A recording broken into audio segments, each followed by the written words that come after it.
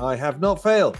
I've just found 10,000 ways that won't work. If somebody for a few money can help me, I will pay for it. And that is how the idea starts. Since COVID killed me, not just the business, myself as well.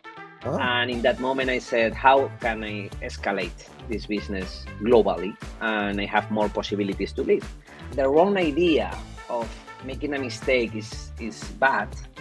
It's because people is afraid to don't success. For me, the success comes from the mistakes, because the mistakes give you the experience.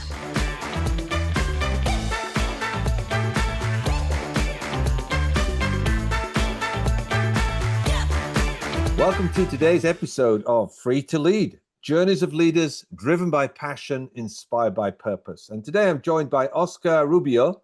He's the founder and CEO of Lodgerin, the first digital ecosystem for international mobility. After struggling to find housing himself, he's built a platform managing over 90,000 rental units worldwide, including Dubai, Miami. He's hit 7 figures in revenue, and it's all fueled by his favorite Thomas Edison quote, "I have not failed. I've just found 10,000 ways that won't work." Without further ado, Oscar, welcome to Free to Lead.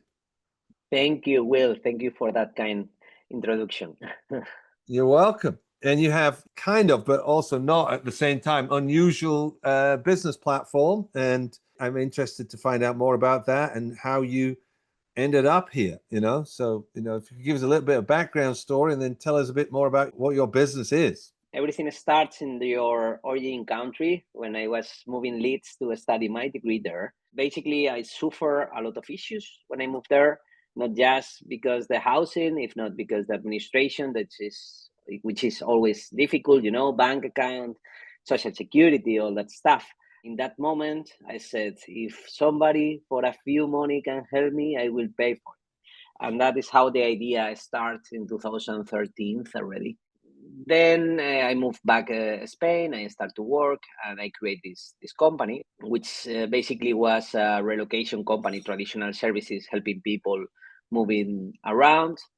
Then with the pass of the time, I realized that the problem or the issue is not just arrive on the new location and make that reservation on the housing. It's everything that happened during the stay. So I created a property management company where I was involved in the whole process since the relocated comes to the new city, and then all the process along. 2020, almost COVID killed me, not just the business, myself as well. Oh, And in that moment, I said, how can I escalate this business globally? And I have more possibilities to live. So basically, what we did in that moment is digitalize all the expertise and all the experience I got on the past in this new model, this new business, which is called Lodgerin. Lodgerin basically create a digital ecosystem between housing owners, institutions who are sending people abroad, and the relocated people themselves. So we connect each other, providing these services between all of them and making this visibility, the whole process for all the agents involved. Since 2022 that the project is launched, we have been increasing our number of locations, revenue team, etc. And right now we are in an interesting phase, facing this scale up situation with several offices, several teams in a lot of locations. so for people who might be listening in America, you came to Leeds, which is in the north of England, right? Yeah, correct. Very different to Spain. Oh my God. Spain's nice and warm and lovely climate, and Leeds it's fresher, should we say? It's got 4 seasons. Cold in the winter, it rains quite a lot. It's very close to where I'm originally from, so I know it quite well. The locations is not about the weather or about the life that you have there. It's about the experience that you experiment during your stay, right? Yes. That is. And I have a really good memory of those days. Good. Great. All right, good. So you now have a company that supports people who are going to have to stay away or work away. Then tell me, why should people go there versus just go to Airbnb and book themselves on? we provide a deeper software, deeper service into the process, right?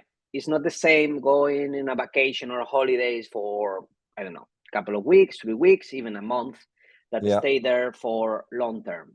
Yes. So our software provides that gap, which is between the short term and the long term, and Mm. provides that easy way to establish yourself. Meanwhile, you are finding your final home, or you are defining if you are going to be for longer stay in that location or not. So basically, we are covering from 1 month to 11 months, where all the issues that you must do when you arrive in a new city to leave, not to stay for a holidays, as I said, is needed, right? Yeah. So basically, that is the difference between us and that kind of platforms. Besides, we are in the whole process. It's not just making a reservation on the home, it's check in, check out, rental agreement signature, rental payments, access to service providers such as opening a bank account, get a visa, all that stuff. Oh wow. So it's quite a whole raft of skill sets you need people to facilitate that. Yeah, most than anything, we need trust, um, collaborators or partners to make the whole process, because we develop the technology for these partners to connect each other. And we are involved in the process to make it smooth. But at the end, we are not the owners of the housing, or we are not the Yeah. owners of the service, let's say. Who are your customers then? Who do you market to, let's say? Well, we have two main clients. In one side, we have institutions who are international universities or multinational companies who use our software abroad to manage their people abroad, incoming Yeah. or outgoing, doesn't matter. And Yeah. then in other side, we have the property owners. That could be property managers, big funds, student residences, all that kind of housing providers who Yeah. are using our software to manage their assets. Very good. Okay, good. So I have got clients who, some of them own lots of properties, some of them manage lots of properties like that. Hmm. It's funny, Hmm. I'm picturing how that all goes together. And do you find, given you're from Spain, that most of your, let's say, customers as of people who are going to go away to another country are from Spain, or is it now from everywhere, going everywhere? From everywhere, from everywhere. We have, you can imagine, we have Australians coming to Italy. Yes. So doesn't mean that has to pass through Spain or US, where we have two of our companies. Basically, it's true that we are really focused in the US coming to Europe. Now, in our expansion plan, we are starting to make the other way around. Europeans coming to US, as well as Latin American countries coming to US. So basically, we are expanding the operations into the US market. Well, what shoots up there is there's been quite a controversy about people getting into America recently with a change in government, right? And policies, et cetera, Yeah, et cetera. So have you run into anything about that? Has it affected you? to be honest, it's more noise than that real thing. We have that idea in Europe that we are the center of the world, Yes. and sometimes what we heard there is not the same that it's happening here. It's true that the requirements to enter are being a bit harder than the usual, but if you have everything, you can accomplish that task of coming here. So it's not about what we heard in the news. It's a bit more complicated than that, let's say. Ah, right. So along this journey of 10,000, ways to not do it, what are some standout challenging moments you could share with us that you had to deal with? Well, should I start? For me, every day it's making mistakes, small or big ones. It depends, no. But since the beginning, I always say the same. I'm not the kind of entrepreneur who starts with three partners and several investment groups behind, backing up, providing coaching and help, and I start myself. So when you start yourself and you don't have the experience, you must make mistakes to Mm. learn about them. The wrong idea of making a mistake is bad, It's because people is afraid to don't success. For me, the success come from the mistakes, because the mistakes give you the experience give you the knowledge, and so on, so on. So when I say that is because every year, let's say, I start a new venture, a new company, because all the mistakes that I do during the past year, I implement improvements next year. Imagine that I came from a traditional relocation company to then a property manager, then I make a co-working that I felt, because I had the idea that if I can manage rooms in shared apartments or apartments, it's the same to rent workspaces and share spaces, and it's not the same. Yes. No. So that kind of stuff provides you that knowledge that at the end you implement in making improvements. But going to the point, or making you two big failures, I will say the first, it was that co-working I started. I spent like 100,000, and I said, all right, this is a good spot, it's nice. If I put all the spaces, all the workspaces cheaper than the competency, I going to success. And it wasn't Yes. like that, because the co-working model has another things like the experience, the shared spaces, etc., which is not just about paying a workspace for the people. It's the connections, the networking. That is one of them. The other, I would say, that is to manage so many companies with the grown people. I realized that to be successful, you need to have the best team that you can afford. If not, it's impossible. I used Mm. to be a leader when I said, do that, do that, do that. And that doesn't work anymore. Mm. Now you have to motivate in another way around. You must bring people who help you to grow and with more knowledge than you, at least in the specific areas that they are leading.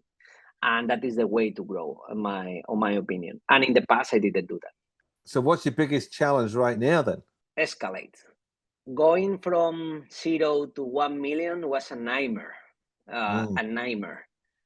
Now that we are in the next stage, the nightmare is coming because we are implementing, or we have been implementing during this year, all the operational processes, so we can scale and become a company from 20 something team members to Yes. 100, and in different locations, different time zones, different issues for each person. Yeah. So now we are in that challenge of put all together and move just as one ship, not several ships going in the same direction. Yeah.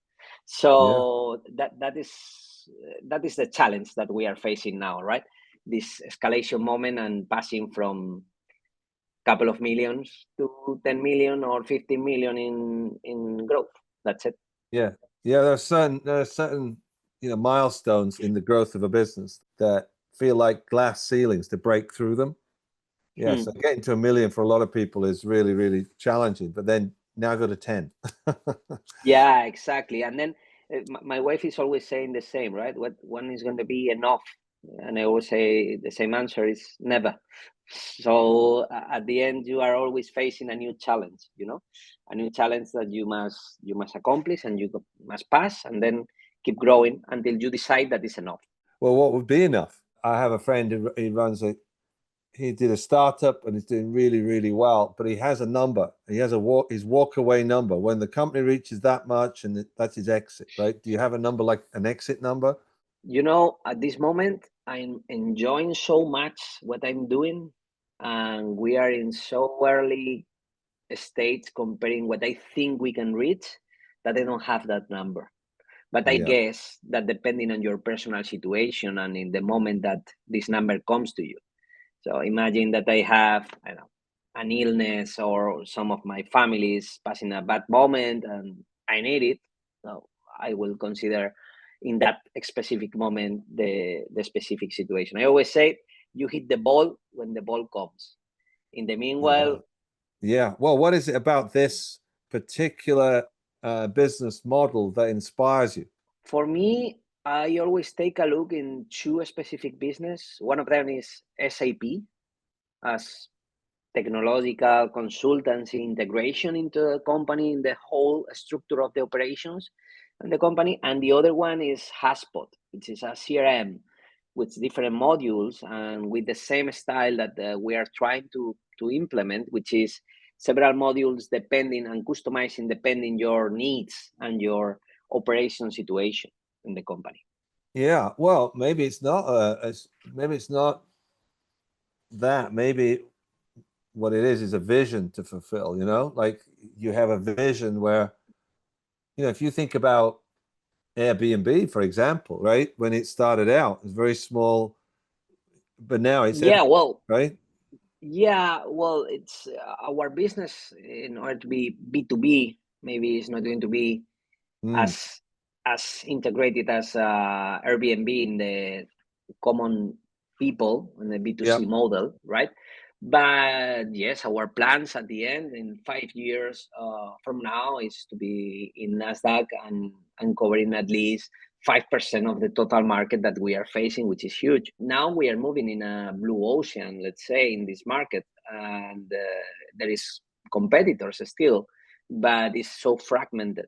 So it's difficult to get just a big share as Airbnb when they started, because the business model they had is totally different to ours. In my vision, as I said, is always to have a financial health, not being burning money or with some weakness in the financial part, but for sure it's ambitious in terms of get 1 billion company in 5 years, for sure.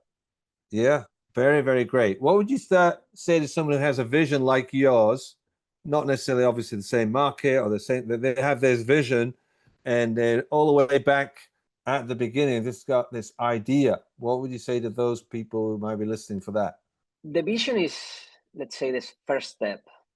Everyone has a dream, right? Or a vision. If you don't have consistency and resilience in making this, it's not going to be possible. And when I mean resilience, is not just a couple of years not getting a salary. If you just see that if you are an entrepreneur because you are going to have more holidays, you are going to do whatever you want and that kind of stuff, is the other way around. So the vision is good. Execution is better. Yeah. A lot of people try to make the final product, the final end, and the first thing that you must do is start. So the best advice that I can provide to everyone is try, test it, and work harder as you can. All right, great. And if people wanted to reach out to you, let's say some institution, and they could think they could do a better job, or maybe someone could do a better job with their accommodating their people, or vice versa, the other way around, sending them abroad, how would they reach you? Well, through the website, they have a form that sales team is going to receive. But if they want to reach me directly through LinkedIn, is the best way to do it, where I'm so active daily, and that is where they can reach me. Great. Awesome. Great. Well, it's been great having you on Free to Lead, Oscar. And, I could tell you're a wealth of discovering what you've had to discover and build it up from the ground up. So I really appreciate you sharing with us today what you've accomplished and where you still want to go. Thank you, Will. I hope you see good things about us in the future.